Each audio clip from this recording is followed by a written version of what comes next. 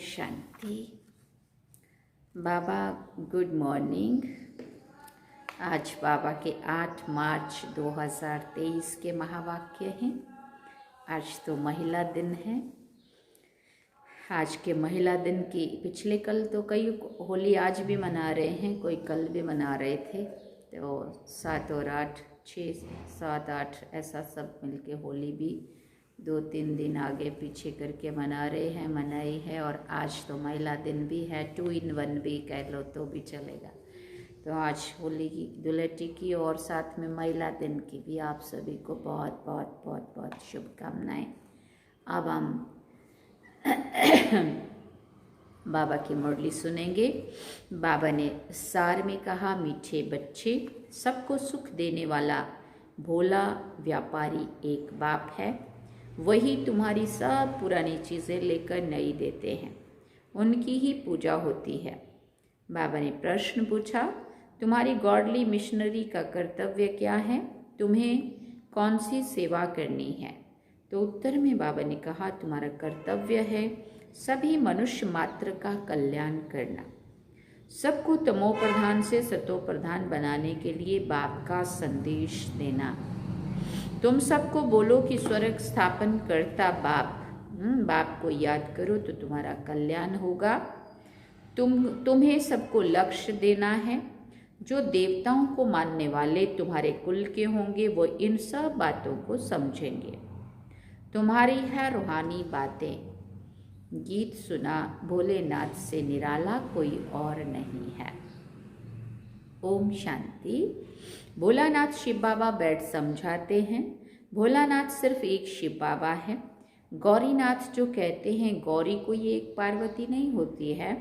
गौरीनाथ या बबुलनाथ अर्थात बबुल जैसे कांटों को फूल और जो सांवरे बन पड़े हैं उनको गोरा बनाने वाले हैं। महिमा सारी एक की ही है। ये है मनुष्य सृष्टि रूपी झाड़ व ड्रामा। जब ड्रामा कहा जाता है तो उनमें जो मुख्य एक्टर्स हैं वो ज़रूर याद आते हैं। मुख्य ज़रूर हीरो हीरोइन की जोड़ी होती है ना। यहाँ भी मुख्य कोई ज़रूर चाहिए। माता पिता नामी ग्रामी है। सूक्ष्म वतन में कहते हैं शंकर पार्वती है। ब्रह्मा का किसी को पूरा मालूम नहीं है। ब्रह्मा सरस्वती कह देते, परंतु वो कोई जोड़ी नहीं है। वास्तव में शंकर पार्वती की भी जोड़ी नहीं है। विष्णु को भी दुनिया नहीं जानती। उनको जो अलंकार दिखाते वो भी उनके नहीं हैं। यहाँ लक्ष्मी नारायण की जोड़ी कहेंगे। अब सभी से भोलानाथ तो उनको कहा जाता है जो बहुत सुख देने वाला है। भोलानाथ व्यापारी भी है। हमसे पुरानी चीज़ लेकर नई देता है। पहले पहले बुद्धि में आना चाहिए, सभी से ऊंचते ऊंच कौन, सबसे अधिक सुख देने वाला कौन। जो बहुतों को सुख देते हैं उनकी पूजा भी होती है। तो ये सब विचार सागर मंथन करने की बातें हैं। विचार सागर मंथन का नाम बहुत बाला है। तो विचार किया जाता है कि मनुष्यों में है ऊंचते ऊंच है लक्ष्मी नारायण। अच्छा, उन्होंने क्या सुख दिया है जो मनुष्य उनका नाम लेते हैं या उनकी पूजा करते हैं? वास्तव में उन्होंने सुख तो कोई को दिया भी नहीं है। हाँ, वो सुखधाम के मालिक थे, परंतु उनको ऐसा बनाया किसने? इनके पहले वो कहाँ थे? अगर बाबा उनको ऐसा नहीं बनाता तो वो कहाँ होते? ये सब तो बच्चों को मालूम है। आत्मा तो कभी विनाश नहीं होती है। उनको ऐसा काम किसने सिखलाया जो इतना ऊंच बने? जरूर कोई शिक्षा मिली होगी ना। दुनिया नहीं जानती कि वो पास्ट में कौन थे। अब तुम जानते हो लक्ष्मी नारायण 84 जन्म भोग अंत में ब्रह्मा सरस्वती बने हैं। तो क्या लक्ष्मी नारायण की महिमा गाई जाए या उन्हों के जो पुरुषार्थ कराने वाला है, उन्हों को जो पुरुषार्थ करा के ऐसा बनाने वाला है अथवा प्रारब्ध देने वाला है, उनकी महिमा की जाए? कितनी गुहिया बातें हैं ना। समझाना है कि लक्ष्मी नारायण क्या करके गए। उनकी भी सारी राजधानी चली है, परंतु गायन सिर्फ एक का ही चला आता है। शंकराचार्य ने आकर सन्यासियों की रचना रची। फिर उन्हों की पालना भी की। फिर जब तमो प्रधान अवस्था को पाते हैं तो उन्हें सतो प्रधान कौन बनावे? माया ने सबको तमो प्रधान बनाया है। लक्ष्मी नारायण जो सतो प्रधान थे, फिर चक्र लगाकर तमो प्रधान में आते हैं। हर एक का ऐसा होता है, भले कितने भी बड़े मर्तबे वाला हो, सतो रजो तमो से हर एक को पास करना है। इस समय सब पतित हैं, तो तमो प्रधान दुनिया को फिर से सतो प्रधान कौन बनावे? पहले पहले सतो प्रधान सुख में आते हैं, फिर दुख में आ जाते हैं। ये राज अब तुम बच्चों को समझाया है, हाँ समझाया जाता है। 84 जन्म लेना है तो जरूर सतो प्रधान से तमो प्रधान तो बनना ही होगा ना। हर चीज सतो रजो तमो जरूर होती ही है। प्रिसेप्टर्स का भी ऐसे होता है, वो भी अब तमो प्रधान है। हाँ, जितने भी धर्म पिताओं ने धर्म स्थापन किया, जब वो आत्माएं उतरती हैं तो एकदम पावन रहती हैं। उनकी पवित्रता की ताकत है जिसके द्वारा वो धर्म स्थापन करती हैं। बाद में वो भी पुनर्जन्म लेते लेते, हाँ बाबा ने कहा उनकी भी शक्ति कम हो जाती है, वो भी तमो प्रधान बन जाती हैं जन्म मरण के चक्कर में। तो फिर अब वो सबसे ऊंचते ऊंच कौन है जो कभी भी तमो प्रधान नहीं बनता है? अगर वो भी तमो प्रधान बन जाए फिर उन्हों को सतो प्रधान कौन बनावे?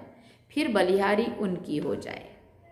ऐसे ऐसे विचार सागर मंथन करने से दिल में जो पॉइंट जचती है, अच्छी लगती है तो सुनाई जाती है। भोलानाथ परमपिता परमात्मा ही सबका सदगति दाता सतो प्रधान बनाने वाला है। सब दुर्गति से निकलकर सदगति को पाते हैं। नंबरवार जो भी पहले पहले आएंगे वो सतो प्रधान सतो रजो तमो से होकर फिर तमो प्रधान जरूर बनेंगे। पहले पहले जब आत्मा नीचे आती है तो उनको सुख भोगना है, माने उनकी सतो प्रधान स्टेज होती है। वो दुख भोग ना सके, मनुष्य पहचान नहीं सकते कि ये नया सोल है, इसलिए इनका इतना सुख है, इतना मान है। अब सबकी तमो प्रधान अवस्था है। तत्व खानियाँ आदि सब तमो प्रधान है। नई चीज़ें थी अब पुरानी हो गई है। वहाँ का अनाज फल फूल आदि भी कैसे अच्छे होते हैं, वो भी बच्चों को साक्षात्कार कराया हुआ है।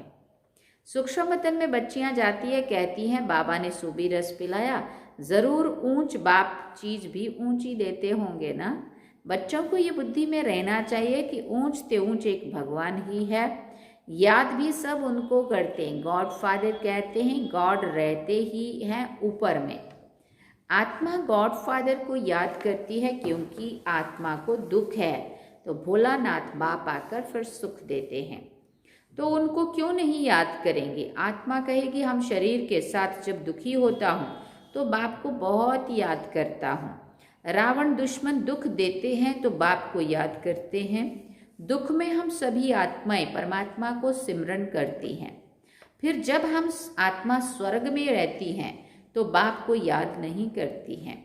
ये आत्मा कहती है बाप को ही पुकारेगी ना। मनुष्य तो उनका ऑक्यूपेशन बायोग्राफी कुछ नहीं जानते, ना ड्रामा का राज जानते कि कैसे आत्मा चक्र में आती है।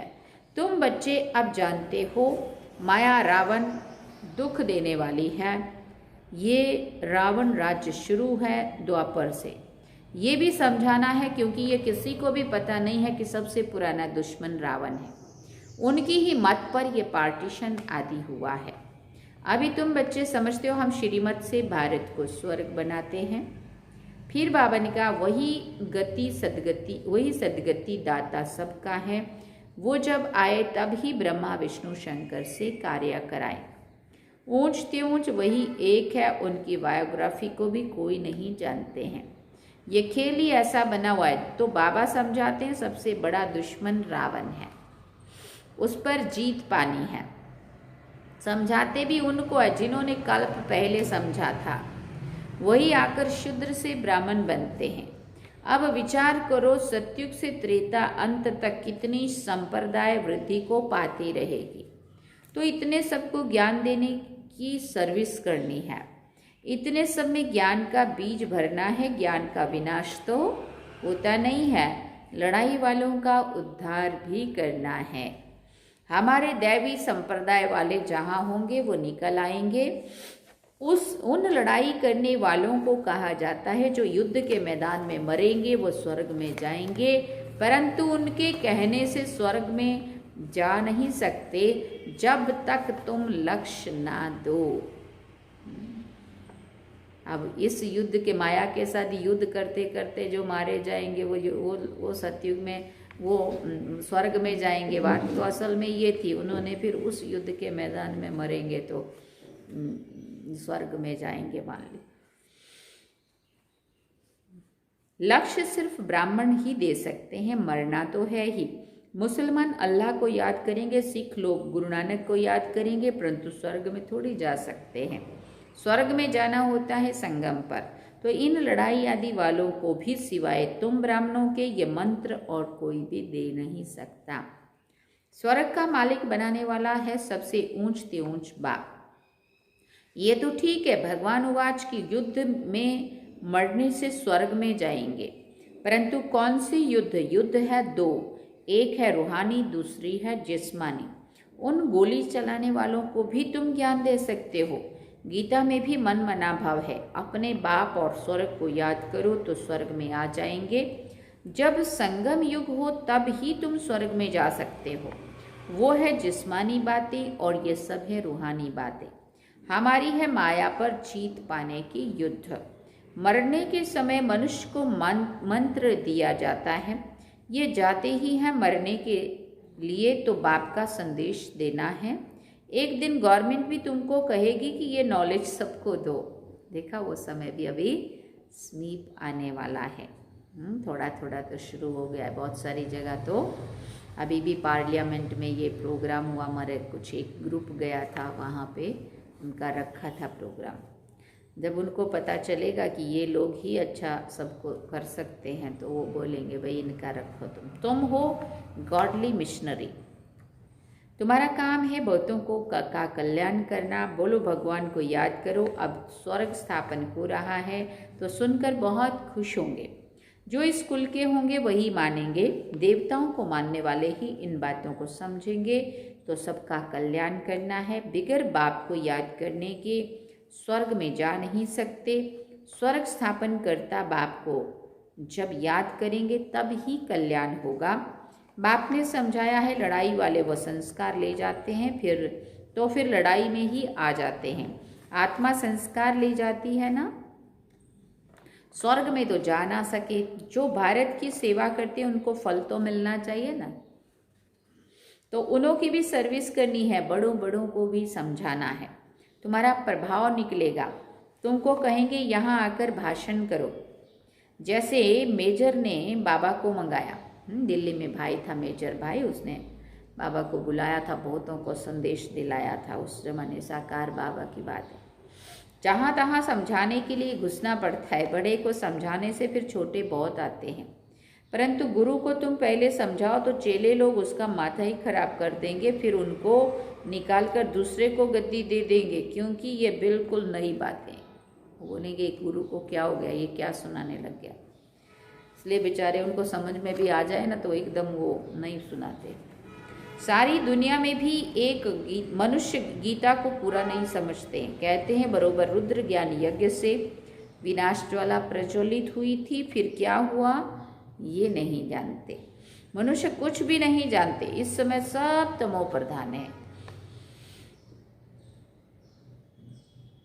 क्रिश्चियन भी ये मानते हैं कि क्राइस्ट यहाँ बेगर रूप में है। फिर बेगर से अमीर कौन बनाए? सबका सदगति दाता तो एक ही परमात्मा है। तो तुम बच्चे अगर अच्छी रीति बैठ समझाओ तो बहुतों का कल्याण कर सकते हो। बाप स्वर्ग का रचयिता ही पतित पावन है, तो उनकी श्रीमत पर चलना पड़े। जो लायक होंगे वही निकलेंगे। जिनको सुदर्शन चक्र का व मन मना भाव का अर्थ बुद्धि में है उनको ही ब्राह्मण कहेंगे। ब्राह्मण बनने बगैर देवता नहीं बन सकते। प्रजा तो बहुत बननी है। त्रेता अंत तक जो आने वाले हैं उनको ये मंत्र मिलना है। तीर उनको ही लगेगा जो हमारे कुल का होगा। तुम्हारे तीर में जब जौहर भरता जाता है फिर पिछाड़ी में बहुत तीखे बाण लगेंगे। सन्यासियों को भी बाण लगने लगे हैं ना, फिर समझा है बरोबर ये भगवान ही बाण मारते हैं। तुम्हारे ज्ञान बाण अब जौहरदार रिफाइन बनते जाते हैं। देखो शास्त्रों में जो लिखा हुआ है वो सब अभी सामने दिख रहा है। मुख्य बाण एक ही है, मन मना भव। यथार्थ रीति समझाया है कि यही संगम युग है जहाँ से स्वर्ग में जा सकेंगे। महाभारत लड़ाई भी सामने खड़ी है, वो भी युद्ध का मैदान है, ये भी युद्ध का मैदान है। माया पर जीत पाने में मेहनत लगती है। साधारण प्रजा भी बहुत बननी है। जो स्कूल में आने वाला नहीं होगा उनको याद ही नहीं पड़ेगा। सर्विस के लिए विचार सागर मंथन करते रहेंगे तो तुमको ज्ञान की पॉइंट्स आएंगी। उस युद्ध के मैदान में भी विचार सागर मंथन चलेगा। ऐसे करेंगे तो जीत पाएंगे। बुद्धि तो चलती है ना, प्रैक्टिस भी करते हैं। जब तीखे हो जाते हैं तो फिर मैदान में पर लड़ने जाते हैं। तुम्हारे पास बहुत ढेर आएंगे। भगवान के दर पर भक्तों की भीड़ होनी है। देखो बाबा ने तब कहा था, मच्छरों माफिक आएंगे। प्राइम मिनिस्टर व किंग क्वीन के आगे इतनी भीड़ नहीं होती जितनी भगवान के पास भक्तों की भीड़ होगी। फिर उस भावना से आएंगे। जब उनको चारों तरफ अंधकार दिखेगा तब एक यहाँ आशा की किरण, उम्मीद, एक प्रकाश उनको यहाँ पे समझ में आएगा। कोई खराब विचार नहीं रहेगा। ये तो निराकार बाप है ना, तो समझ में आता है भगवान के आगे भक्तों की भीड़ होनी चाहिए। आना भी सबको यहाँ पड़ेगा। यहाँ अपना जड़ यादगार एकदम एक्यूरेट है। शिव बाबा का भी चित्र है, जगत पिता जगदम्बा भी है। ये अभी तुम्हारा ग्रुप है शक्ति सेना का। अच्छा, मीठे मीठे सिकिल दे बच्चों प्रति माता पिता बाप दादा का याद प्यार और गुड मॉर्निंग। रूहानी बाप की रूहानी बच्चों को नमस्ते। हम रूहानी बच्चों की रूहानी माता पिता बाप दादा को दिल व जान सिकवा प्रेम से याद प्यार, गुड मॉर्निंग, नमस्ते, थैंक यू बाबा, शुक्रिया बाबा।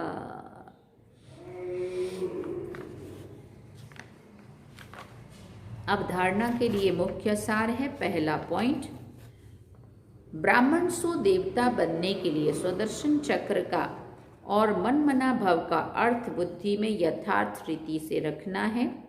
सबको लक्ष्य देने की सेवा करनी है। दूसरा पॉइंट, माया पर जीत पाने के लिए विचार सागर मंथन कर ज्ञान की गहराई में जाना है, रत्न निकालने हैं। वरदान में बाबा ने कहा, पवित्रता की स्टेज द्वारा अविनाशी ईश्वरीय मस्ती का अनुभव करने वाले होली हंस भव। पवित्रता की स्टेज द्वारा अविनाशी ईश्वरीय मस्ती का अनुभव करने वाले होली हंस भव। होली पर सभी छोटे बड़े के भान को भूल आपस में एक समान समझकर मस्ती से खेलते हैं। दुश्मनी के संस्कार भूलकर मंगल मिलन मनाते हैं। ये रस्म भी अभी की है। आप बच्चे जब होली अर्थात पवित्रता की स्टेज पर ठहरते हो, बाप के संग के रंग में रंगे हुए होते हो, तब ईश्वरीय मस्ती में देह का भान व भिन्न भिन्न संबंध का भान, छोटे बड़े का भान विस्मृत हो एक ही आत्म स्वरूप का भान रहता है। यही होली हंस स्थिति है। इसी का यादगार हर वर्ष होली उत्सव के रूप में मनाते हैं। स्लोगन में बाबा ने कहा, जिनके जीवन में शीतलता है वो दूसरों के जलते हुए चित्त पर विजय प्राप्त कर सकते हैं। जिनके जीवन में शीतलता है वो दूसरों के जलते हुए चित्त पर विजय प्राप्त कर सकते हैं। अच्छा, ओम शांति। बाबा ने सार में कहा, मीठे बच्चे, सबको सुख देने वाला भोला व्यापारी एक बाप है। वही तुम्हारी सब पुरानी चीज़ें लेकर नई दे देते हैं। उनकी ही पूजा होती है। और गीत क्या सुना, भोलेनाथ से निराला कोई और नहीं है। ये थे आज के बाबा के महावाक्य। तो आज होली का दिन भी है, दुलटी का भी, कलर का भी, और अपना वुमेंस डे, महिला अंतर्राष्ट्रीय महिला दिवस भी है। तो बाबा ने तो वंदे मातरम के नारा लगा ही दिया। तो वंदे मातरम भी किस बात में, जब हम भारत की माताएं, भारत की वो बहनें कुछ ऐसा श्रेष्ठ जीवन खुद का बनाएंगी और उस ईश्वरीय कार्य में लग करके समाज का कुछ कल्याण करेंगी, खुद का कल्याण करेंगी, परिवार का, समाज का, संसार का कल्याण अर्थ अपना जीवन को सफल करेंगी, तो हमारी वंदे मातरम जो गाया हुआ है वो सिद्ध होगा और हमारा बहुत बड़ा सहयोग इस भारत को स्वर्णिम भारत बनाने में एक जो हमारा एक कर्तव्य बनता है वो हम कर पाएंगे। तो इन्हीं शुभकामनाओं के साथ आप सभी को फिर से अंतर्राष्ट्रीय महिला दिन की बहुत बहुत बहुत शुभकामनाएं। चलिए बाबा की याद।